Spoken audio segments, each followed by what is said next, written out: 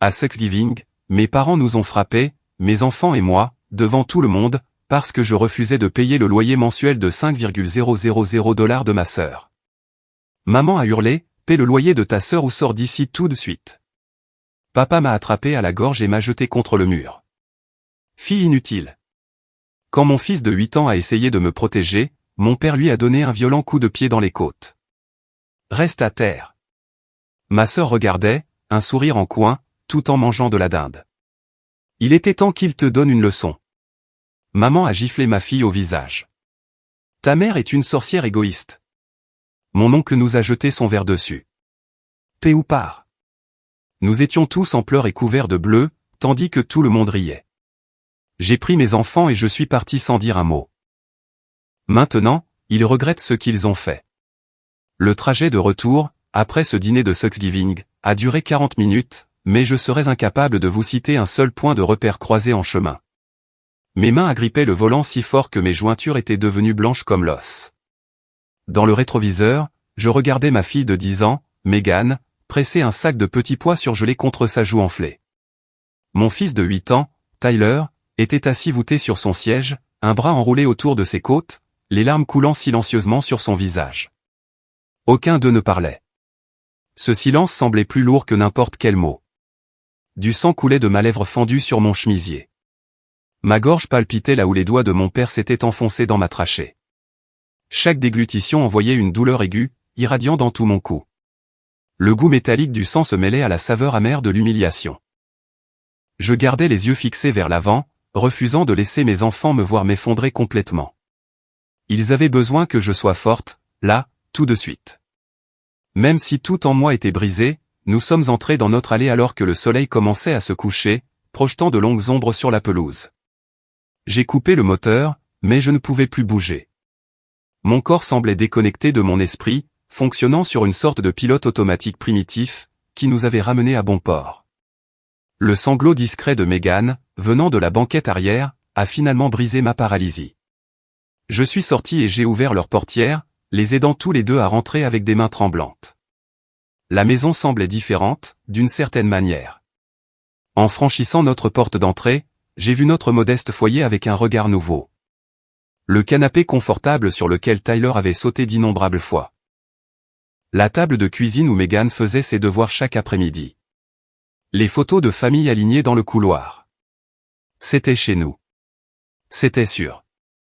C'était un endroit où les gens ne se faisaient pas de mal pour se divertir. J'ai d'abord fait couler un bain chaud pour Megan, lavant doucement la saleté et les larmes de son visage. Le bleu sur sa joue avait foncé, virant au violet sombre. Elle a grimacé quand j'ai tamponné de l'antiseptique sur la petite coupure près de son œil. Les bagues de ma mère avaient laissé cette marque. Ma propre mère avait frappé ma petite fille au visage, assez fort pour entailler la peau. La réalité de cet acte ne cessait de me frapper par vagues. Tyler a d'abord refusé de me laisser voir ses côtes. Il essayait d'être courageux, et essayait de me protéger d'une douleur supplémentaire. Mais quand il a finalement soulevé sa chemise, j'ai dû me mordre la lèvre pour ne pas crier. Des bleus sombres fleurissaient déjà sur son flanc gauche, là où la chaussure de mon père avait frappé. Je l'ai conduit aux urgences malgré ses protestations. Les radios n'ont montré aucun os brisé, juste des contusions sévères. Le médecin a posé des questions prudentes sur la façon dont c'était arrivé. J'ai menti. J'ai protégé les gens qui venaient de terroriser mes enfants. Cette réalisation m'a donné la nausée. Le sommeil n'est pas venu cette nuit-là. Je restais allongé dans mon lit, revivant chaque moment horrible. Le rassemblement de Thanksgiving avait commencé assez normalement. Ma sœur Nathalie était arrivée en retard comme d'habitude, faisant sa grande entrée dans une robe de créateur qu'elle ne pouvait pas se permettre. Elle avait serré nos parents dans ses bras avec une affection exagérée, jouant le rôle de la fille dévouée avec une aisance bien rodée. Le dîner avait commencé agréablement. Dinde, farce, sauce au canneberge. Mon oncle Warren racontait ses blagues inappropriées habituelles. Tante Linda se plaignait de son arthrite. Le chaos familial typique. Puis, ma mère s'est raclé la gorge de cette façon particulière. Cela signifiait que quelque chose de désagréable allait arriver. Nous devons discuter de la situation financière de Nathalie, a-t-elle annoncé, sa voix coupant court aux conversations. La table est devenue silencieuse. Le visage de ma sœur s'est transformé en un masque de victime. Elle avait perfectionné cette expression au fil des années. Mon père a posé sa fourchette avec une lenteur délibérée. Ta sœur a besoin d'aide pour son loyer. 5,000 $ chaque mois. Tu vas payer. J'ai ri, en fait, non pas parce que c'était drôle, mais parce que cette déclaration était tellement absurde. J'ai mon propre prêt immobilier, mes propres enfants à charge. Je ne peux pas me permettre de payer le loyer de Nathalie en plus de tout le reste. Tu ne peux pas ou tu ne veux pas. Les yeux de ma mère se sont plissés dangereusement. La famille est de la famille. Où as-tu oublié ça après avoir emménagé dans ta maison chic? Maison chic? Notre maison coloniale de 3 chambres avait nécessité des années d'économie. Je travaillais 50 heures par semaine comme gestionnaire de bureau médical, tout en élevant 2 enfants en grande partie seul après mon divorce. Chaque centime partait dans nos factures, l'appareil dentaire de Meghan, le club de foot de Tyler, les courses, les charges, et les milliers d'autres dépenses qui incombent à un parent célibataire. Il n'y avait rien de chic à lutter pour joindre les deux bouts. Maman, je ne peux littéralement pas me permettre 5,000 $ par mois. C'est plus que mon prêt immobilier. Nathalie a 34 ans. Elle doit gérer son propre loyer. La lèvre de Nathalie a tremblé sur commande. Tu vois, elle ne se soucie pas du tout de moi. Je savais qu'elle dirait non. Elle s'est tournée vers ses parents avec une dévastation calculée. Je vais probablement finir sans abri parce que ma propre sœur ne veut pas m'aider. Tu ne vas pas être sans abri, ai-je dit, luttant pour garder une voix calme. Tu as un travail. Tu as juste besoin de trouver un appartement que tu peux réellement te permettre, au lieu de cet immeuble de luxe au centre-ville. Donc, je devrais vivre dans un endroit dégoûtant pendant que tu as ta petite maison parfaite? Le masque de Nathalie a glissé, révélant le venin en dessous. Tu as toujours tout eu. Les meilleures notes, les bourses, le mari convenable avant qu'il ne parte. Maintenant, tu dois partager. J'ai obtenu ces choses en travaillant dur. Toi, tu as passé la dernière décennie à osciller entre boulot et petits copains, en attendant que maman et papa te sortent d'affaires à chaque fois que tu fais une bêtise. Le poing de mon père a frappé la table si fort que les assiettes ont sauté. Tu ne parleras pas à ta sœur sur ce ton. Elle est de la famille. La famille prend soin les uns des autres. Alors pourquoi ne prend-elle pas soin d'elle-même? Les mots sont sortis avant que je puisse les arrêter. Pourquoi suis-je responsable du financement de ses choix de vie? Ce qui s'est passé ensuite s'est produit si vite que mon cerveau ne pouvait pas le traiter en temps réel. Mon père a repoussé sa chaise et a traversé la pièce en 3 enjambées. Sa main s'est refermée sur ma gorge, me soulevant partiellement de mon siège. Ma vision s'est brouillée alors qu'il me projetait violemment en arrière contre le mur de la salle à manger. Les cadres ont tremblé. L'air s'est coupé complètement. Fille inutile. Son visage était à quelques centimètres du mien, tordu par une rage que je n'avais jamais vue diriger contre moi auparavant. Après tout ce que nous avons fait pour toi, tu ne peux pas aider ta propre sœur? Tyler a bondi de sa chaise. Mon fils de 8 ans, petit pour son âge mais courageux au-delà de toute mesure, s'est jeté sur son grand-père. Laisse-la. Tu fais mal à ma maman. Mon père m'a lâché, et je me suis effondré au sol, haletant et toussant.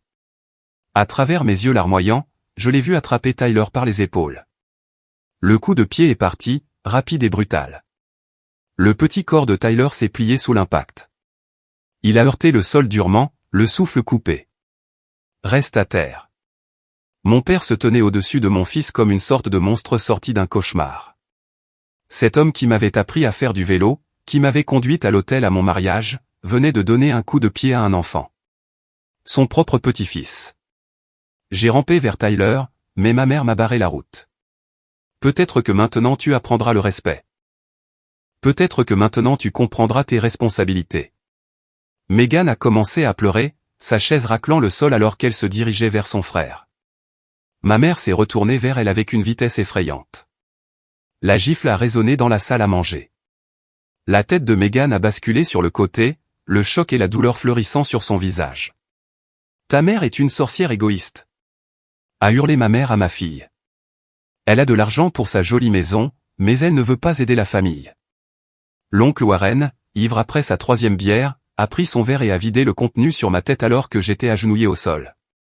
Les glaçons ont rebondi sur mes épaules. L'alcool me brûlait les yeux. P ou part.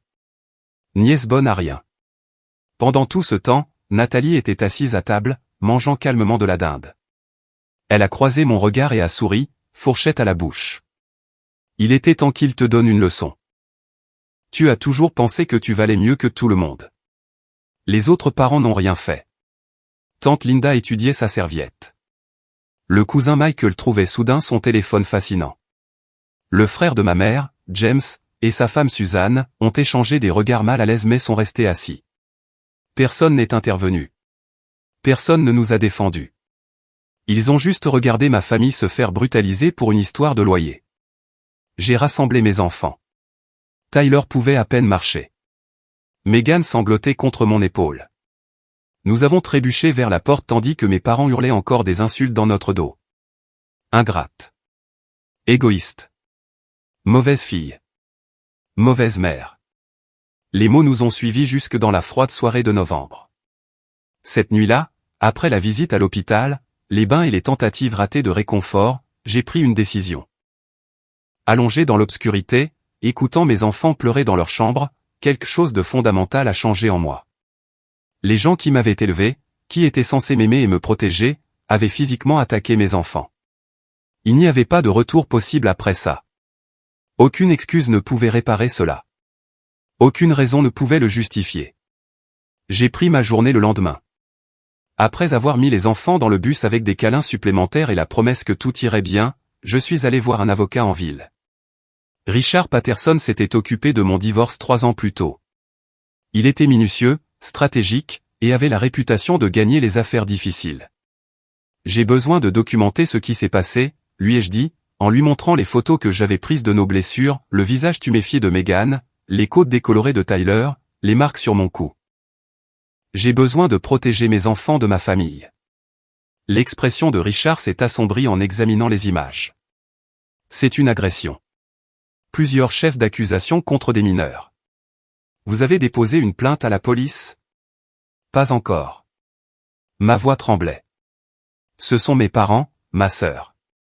Je continue de penser que c'était peut-être une horrible aberration, un moment terrible qui ne se reproduira plus. Sarah. Richard a posé son téléphone et m'a regardé droit dans les yeux. Les gens qui vous aiment ne vous étranglent pas. Ils ne donnent pas de coups de pied aux enfants.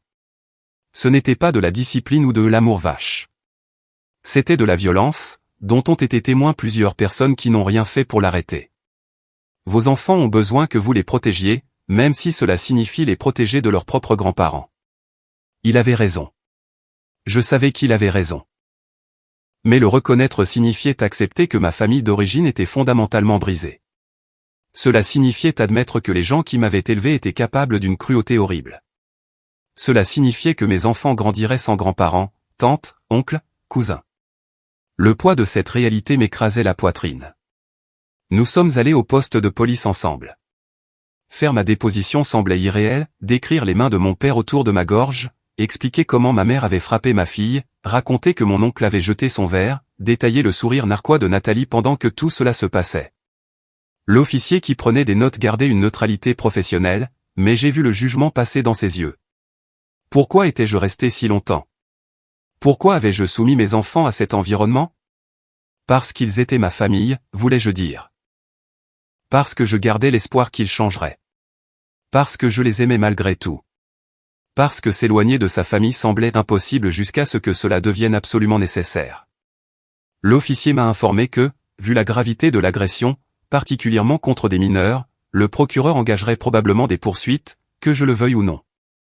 Les services de protection de l'enfance devraient enquêter. Mes enfants devraient faire des dépositions. La machine judiciaire, une fois lancée, ne pouvait pas être arrêtée facilement. Mon téléphone a commencé à sonner ce soir-là. D'abord ma mère, puis mon père, Nathalie, l'oncle Warren, la tante Linda. Je bloquais méthodiquement chaque numéro. Leurs messages vocaux allaient de la fureur aux supplications. Comment osais-je impliquer la police? Comment osais-je embarrasser la famille? Ne savais-je pas que cela ruinerait la réputation de tout le monde? Ils étaient désolés. Cela avait dérapé, mais nous pouvions sûrement régler cela en privé. Pas un seul d'entre eux n'a demandé des nouvelles des enfants.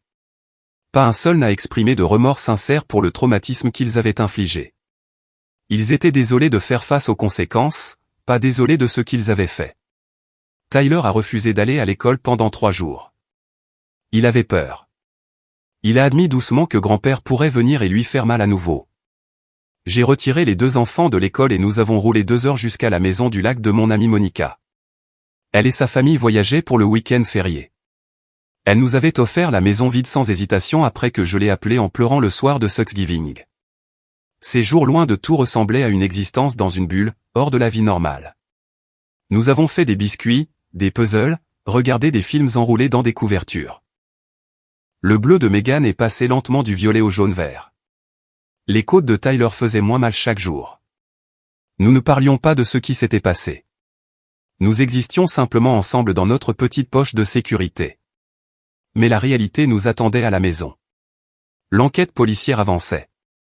L'inspecteur Morrison, l'officier assigné à notre affaire, a interrogé les enfants en présence d'un conseiller.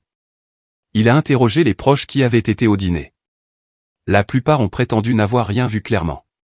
Tante Linda avait soudainement une cataracte qui affectait sa vision. Le téléphone du cousin Michael avait apparemment accaparé toute son attention. Oncle Warren a insisté sur le fait qu'il ne faisait que plaisanter, que j'avais surréagi à une taquinerie inoffensive. Seul le frère de ma mère, James, a dit la vérité. Il avait observé depuis l'autre bout de la table, a-t-il admis à l'inspecteur. Il avait vu mon père m'étrangler et donner un coup de pied à Tyler. Il avait vu ma mère gifler Meghan. Il avait été trop choqué et effrayé pour intervenir.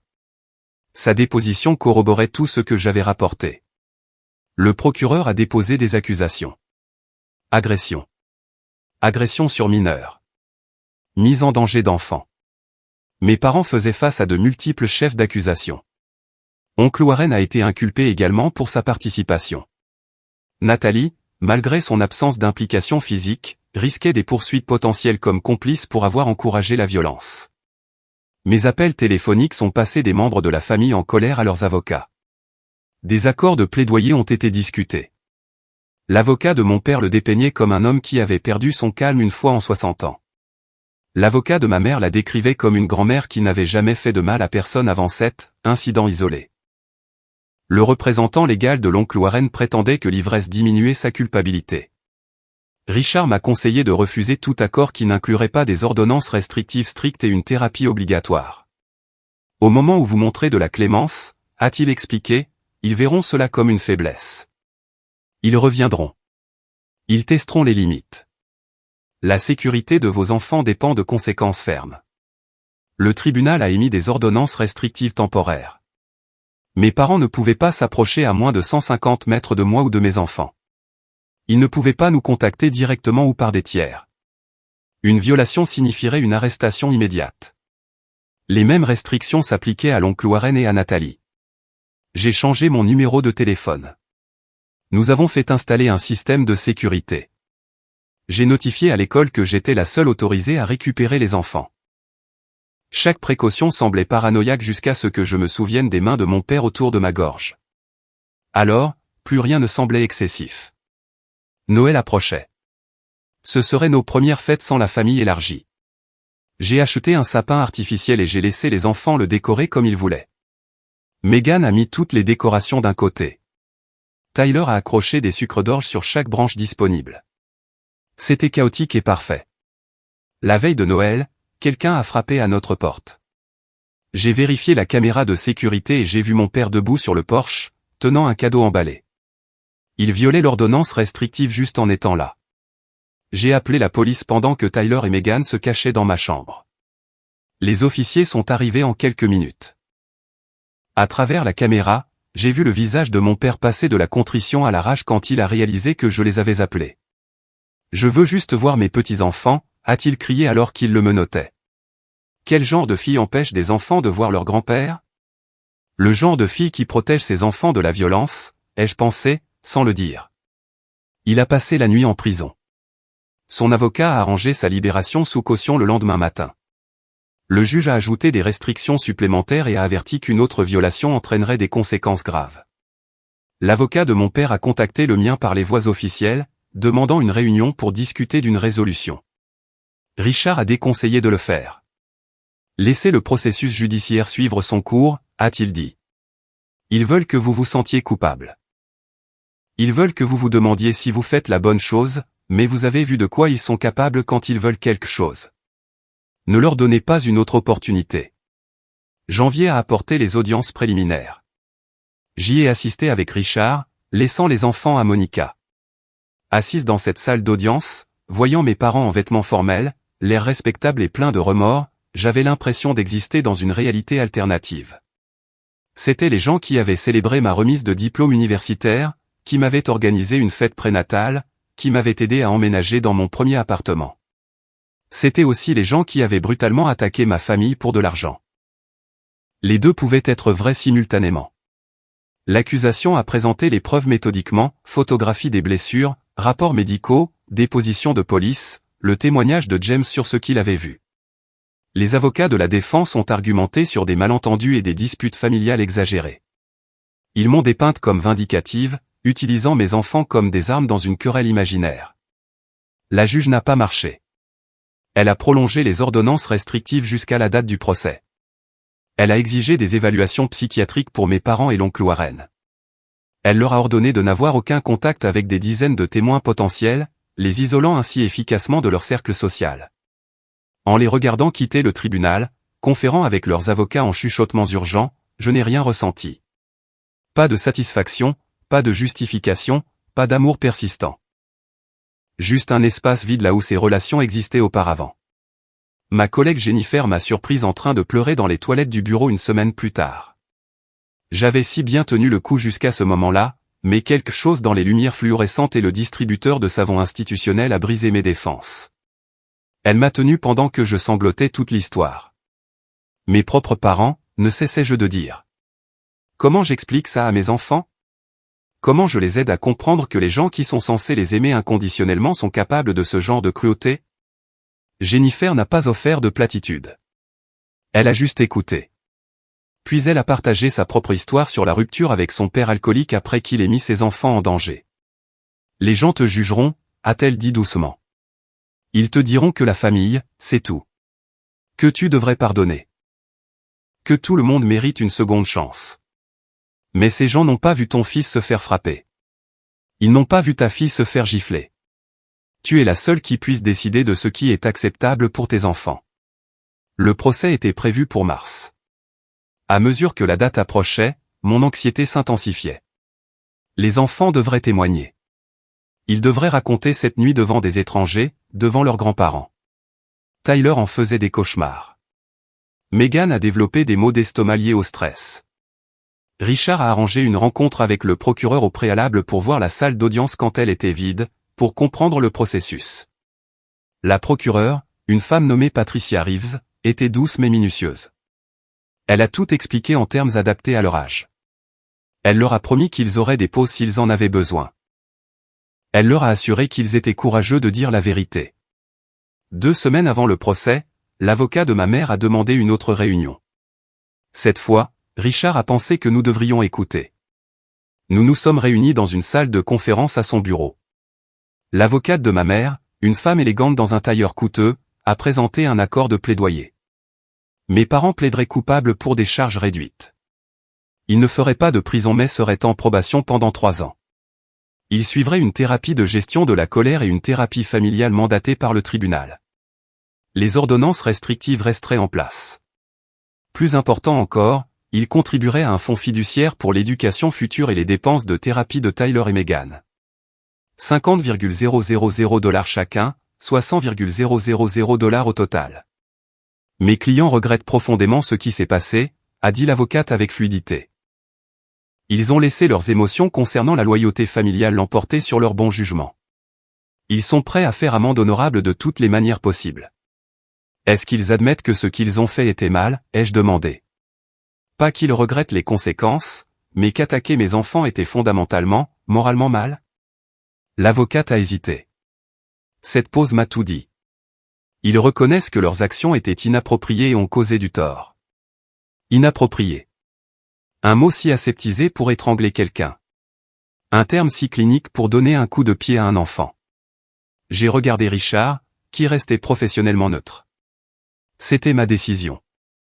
J'accepterai l'accord de plaidoyer, avec 2 conditions supplémentaires. Premièrement, ils allouent 50,000 $ de plus à un fonds universitaire pour Nathalie, accessible uniquement si elle termine une cure de désintoxication et maintient un emploi stable pendant 12 mois consécutifs. Je ne sais pas quelle emprise elle a sur eux, mais elle a besoin d'une aide qu'ils ne l'ont jamais obligée à obtenir.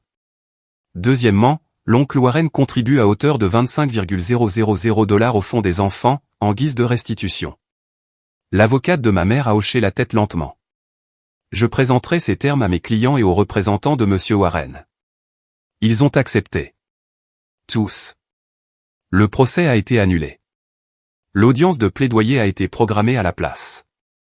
Debout devant le juge, regardant mes parents admettre formellement leur culpabilité, sentant le poids de ces 175,000 $ qui ne pouvaient pas effacer le traumatisme mais pouvaient fournir des ressources pour guérir, j'ai senti quelque chose changer en moi. Ce n'était pas une question de vengeance. Il n'avait jamais été question de les punir. Il s'agissait d'établir que les actes ont des conséquences, que faire du mal aux enfants n'est jamais acceptable, que l'amour sans respect ni sécurité n'a aucun sens. Le juge a accepté les plaidoyers et imposé des conditions strictes. Toute violation déclencherait les peines initiales. Mes parents purgeraient la peine de prison qu'ils avaient évitée. Les ordonnances restrictives étaient permanentes, à moins que je ne choisisse de les modifier. Ils n'avaient aucun droit de nous contacter, d'assister aux événements scolaires, de se présenter chez nous. Nous étions protégés par la loi. Maintenant, en sortant de ce tribunal avec Richard, je me sentais plus légère que je ne l'avais été depuis des mois. Mon téléphone a sonné immédiatement. Un numéro inconnu. J'ai répondu prudemment. Tu as détruit cette famille. La voix de Nathalie dégoulinait de venin. Maman et papa sont dévastés. Tout le monde pense que tu es vindicative et cruelle. Est-ce que ça valait le coup, de tout déchirer pour une stupide histoire de loyer? Ce n'était jamais une question de loyer, ai-je dit calmement. C'était à propos de ce qui s'est passé quand j'ai dit non. C'était à propos des mains de papa autour de ma gorge et de sa chaussure percutant les côtes de Tyler. C'était à propos de maman frappant Megan. Ces choses sont arrivées parce que je ne voulais pas financer ton train de vie. Alors, oui, ça valait le coup de protéger mes enfants de gens qui leur feraient du mal pour me manipuler. Ils ne nous feront plus jamais de mal. Tu es juste dramatique. Ils ne nous auraient jamais fait de mal la première fois. Il ne devrait pas y avoir besoin d'une prochaine fois pour que je pose des limites. Mais tu ne comprendrais pas ça, Nathalie. Tu n'as jamais eu à protéger qui que ce soit d'autre que toi-même. J'ai raccroché et bloqué ce numéro aussi. Richard m'a accompagné jusqu'à ma voiture, mallette à la main, la satisfaction évidente sur son visage. Vous avez bien fait, a-t-il dit simplement. Vos enfants ont de la chance de vous avoir. Le fonds fiduciaire a été établi dans les 30 jours. Richard s'est assuré qu'il soit structuré de manière à ce que je sois la seule à en contrôler l'accès jusqu'à ce que les enfants aient 18 ans. L'argent serait là pour la thérapie, pour l'université, pour tout ce dont ils auraient besoin pour guérir de ce que leur famille leur avait fait. L'été est arrivé et a apporté des défis inattendus. L'équipe de football de Tyler s'est qualifiée pour un tournoi régional à 3 heures de route. Nous avons chargé la voiture de collation et de chaises de camping, excités par ce voyage de week-end. Puis j'ai vu la liste de l'une des équipes adverses. Le nom de l'entraîneur était Robert Chen. Le meilleur ami de mon père à l'université, un homme qui avait été présent à ce dîner de Thanksgiving, qui était resté assis silencieusement pendant que tout se déroulait. Mon estomac s'est noué. Il y avait une réelle possibilité que Robert soit à ce tournoi. Il pourrait nous approcher. Il pourrait dire quelque chose à Tyler. L'ordonnance restrictive ne le couvrait pas puisqu'il n'avait pas participé directement à l'agression. J'avais été tellement concentré sur notre protection contre ma famille immédiate que je n'avais pas pensé à leur réseau élargi. J'ai retiré Tyler du tournoi. Son entraîneur était déçu mais compréhensif quand j'ai expliqué qu'il y avait des soucis de sécurité. Tyler l'a mieux pris que ce à quoi je m'attendais. Il était frustré mais aussi soulagé, ce qui m'a indiqué qu'il s'était inquiété de la même chose sans vouloir le dire pour ne pas ajouter à mon stress. Cet incident m'a fait réaliser combien de place ma famille occupait encore dans nos vies, malgré leur absence physique. Chaque décision nécessitant de calculer s'il pouvait apparaître.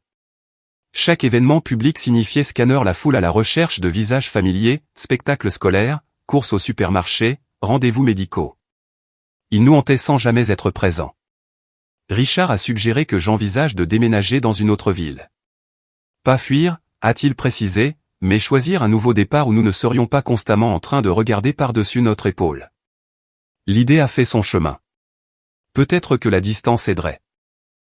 Peut-être que vivre quelque part où il ne connaissait pas nos routines restaurerait un certain sens de la normalité.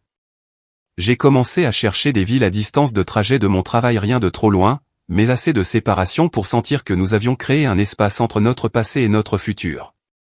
Megan a d'abord résisté à l'idée de changer d'école. Elle avait enfin regagné sa confiance parmi des amis qui ne savaient rien de ce qui s'était passé. Recommencer signifiait des questions potentielles, signifiait être la nouvelle, signifiait un risque. Mais Tyler m'a surprise en plaidant fortement pour le déménagement. Il voulait vivre quelque part où notre nom de famille ne portait pas de bagages.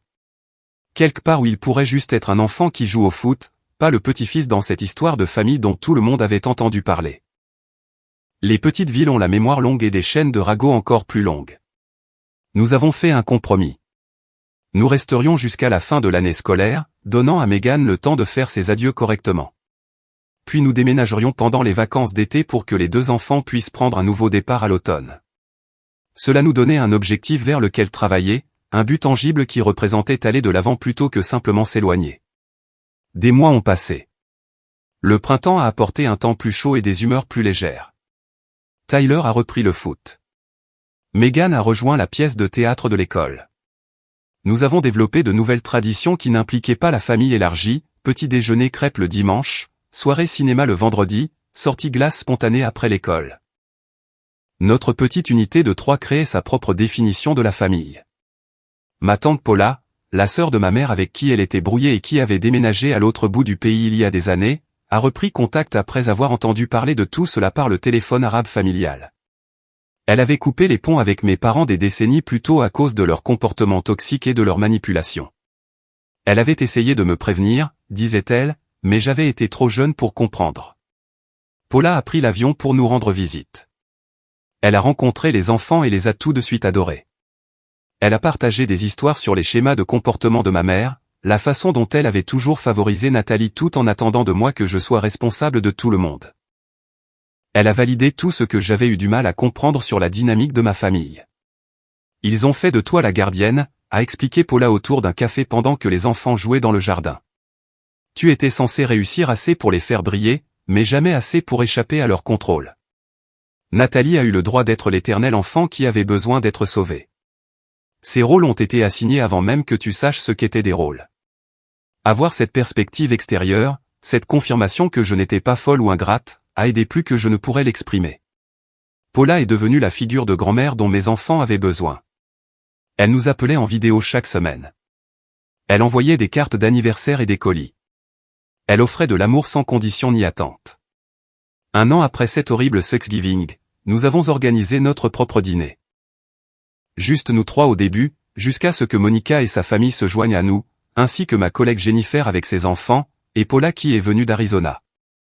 Notre table de salle à manger était encombrée de chaises dépareillées et de vaisselle empruntée. Personne ne correspondait, personne ne rentrait dans les définitions traditionnelles de la famille, et c'était absolument parfait. Tyler a dit le bénédicité, remerciant tout le monde d'être venu et d'être gentils les uns envers les autres. Megan a ajouté qu'elle était reconnaissante que nous soyons tous en sécurité et heureux. Je ne pouvais pas parler à cause de la boule dans ma gorge, alors j'ai juste serré leurs mains et hoché la tête. Mon téléphone a vibré pendant le dîner. Une notification email d'une adresse inconnue. Contre mon meilleur jugement, je l'ai consulté. Ma mère avait créé un nouveau compte email pour contourner nos restrictions de communication. J'espère que tu es contente, disait le message. La santé de ton père décline à cause du stress. La famille a volé en éclats. Nathalie est en difficulté parce que tu as manipulé les conditions du fonds fiduciaire. Tout le monde te blâme pour avoir détruit ce que nous avions, mais je suppose que cela ne t'importe pas. Tu as eu ce que tu voulais. J'ai montré l'email à Richard le lendemain. Il a déposé un rapport de violation d'ordonnance restrictive. L'agent de probation de ma mère a émis un avertissement. Une tentative de contact de plus déclencherait des conséquences réelles. Elle n'a plus jamais cherché à me contacter. L'email a accompli une chose, cependant. Il m'a rappelé qu'ils se voyaient toujours comme des victimes dans cette situation. Même après tout, après avoir admis leur culpabilité au tribunal, après avoir accepté la restitution et la thérapie, ils croyaient être les parties lésées. Cette incapacité fondamentale à accepter la responsabilité m'a dit tout ce que j'avais besoin de savoir sur la possibilité d'une réconciliation. À peu près au même moment, j'ai commencé à recevoir des messages de parents éloignés que je connaissais à peine, des cousins que je n'avais pas vus depuis l'enfance, des amis de mes parents qui avaient entendu leur version des faits. Les messages suivaient un modèle. Ils commençaient par s'inquiéter de mon bien-être, puis glissaient graduellement vers la suggestion que j'étais trop dur, que les familles devraient rester unies, que tout le monde fait des erreurs. Un cousin a même écrit que je les punissais trop sévèrement pour « une mauvaise journée ». Une mauvaise journée. Comme si des années de dysfonctionnement avaient culminé en un seul moment malheureux plutôt que de révéler leur vraie nature. Comme si mon père mettant ses mains autour de ma gorge était équivalent à dire quelque chose de regrettable sous le coup de la colère. J'ai arrêté de répondre à ces messages après les premières tentatives d'explication. Les gens qui voulaient comprendre avaient déjà compris. Les gens qui voulaient défendre l'indéfendable tordraient n'importe quelle explication que je donnerais. Mon énergie était mieux dépensée pour mes enfants et notre guérison que pour convaincre des étrangers que la violence contre des enfants était effectivement mauvaise.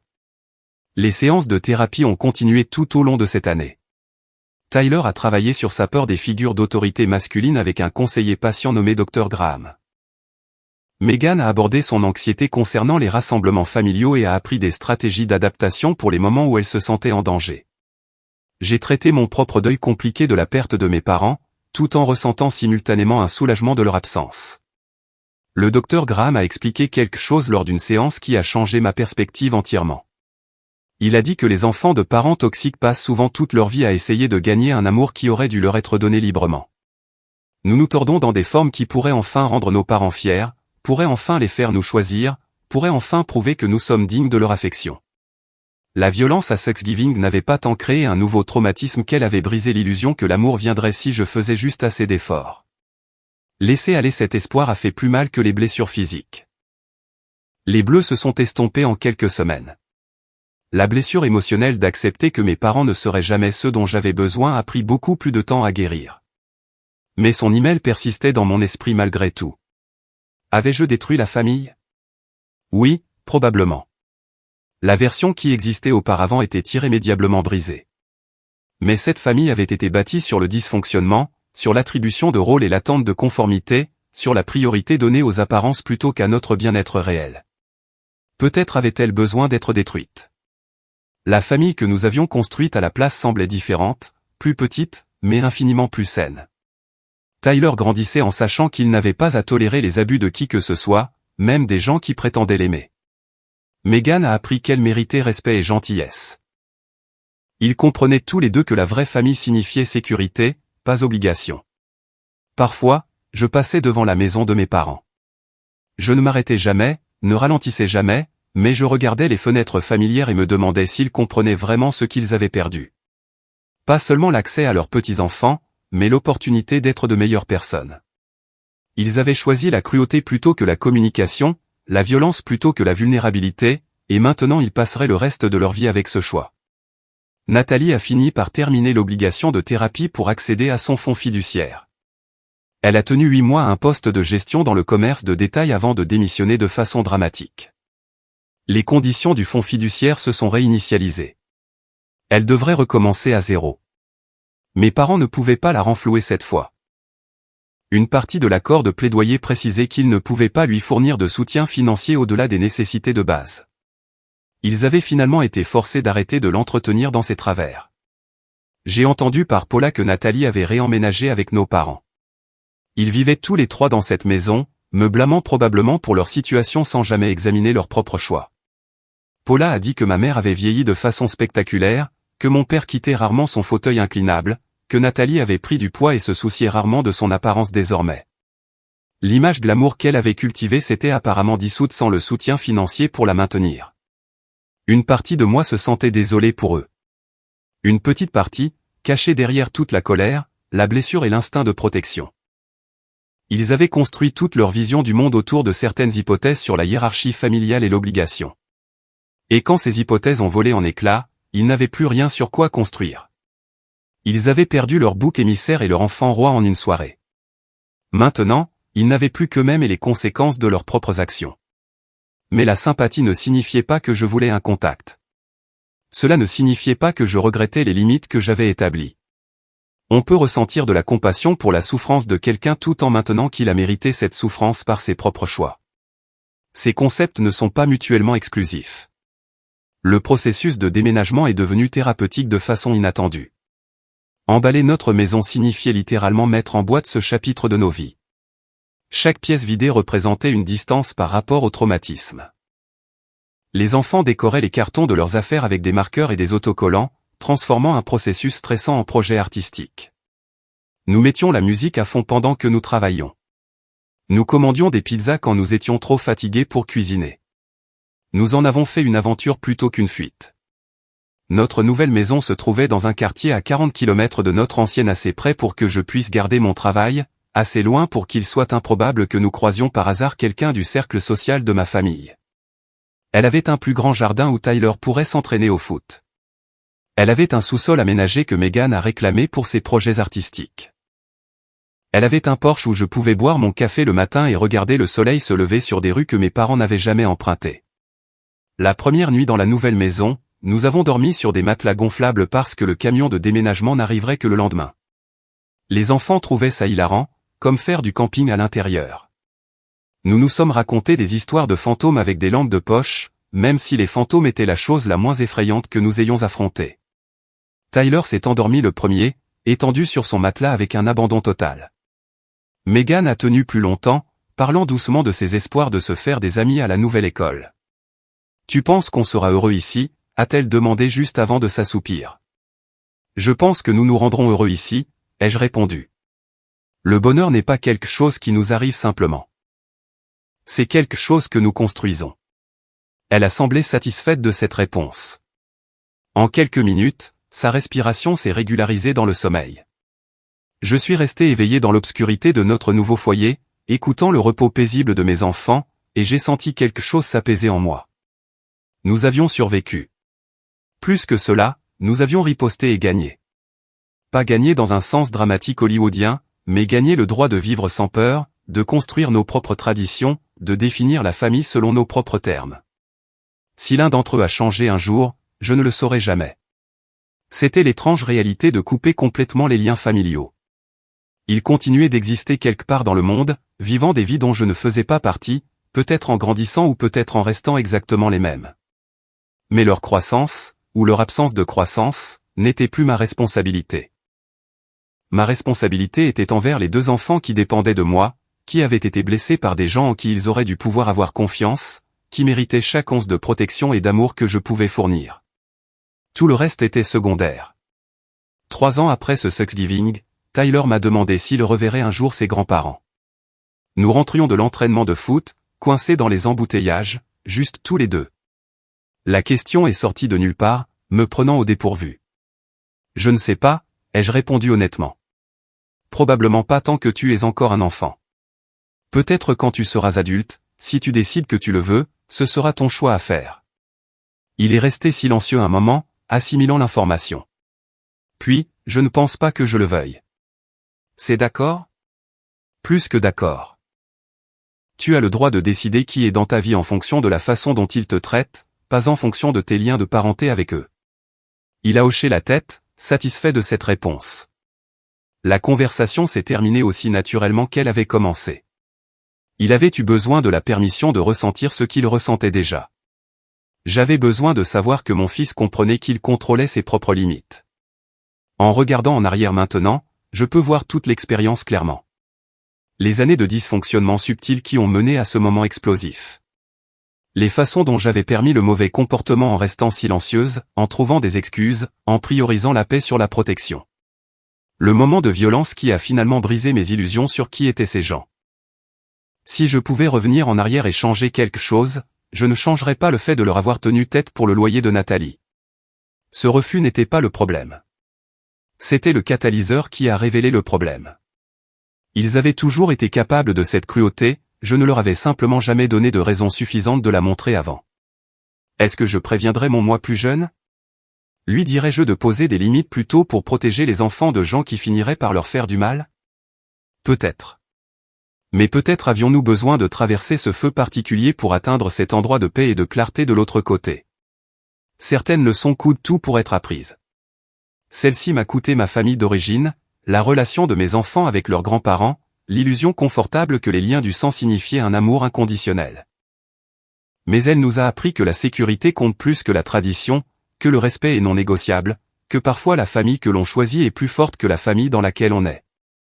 Mes enfants grandiront avec cette connaissance ancrée dans leur fondation. Ils sauront que l'amour sans sécurité ne vaut rien. Ils comprendront que se défendre et défendre ses limites vaut tout ce que cela coûte. Ils ne se demanderont jamais s'ils méritaient un meilleur traitement, parce qu'ils m'auront vu me battre pour exactement cela. Et les jours difficiles, quand je me demande si j'ai fait la bonne chose, je regarde Tyler jouer au foot sans reculer devant le contact physique, je regarde Megan rire librement sans marcher sur des œufs, je les regarde tous les deux dormir paisiblement sans cauchemar. Alors je sais, avec une certitude absolue, que chaque choix difficile en valait la peine. Nous avons construit quelque chose de mieux sur les cendres. Quelque chose de vrai.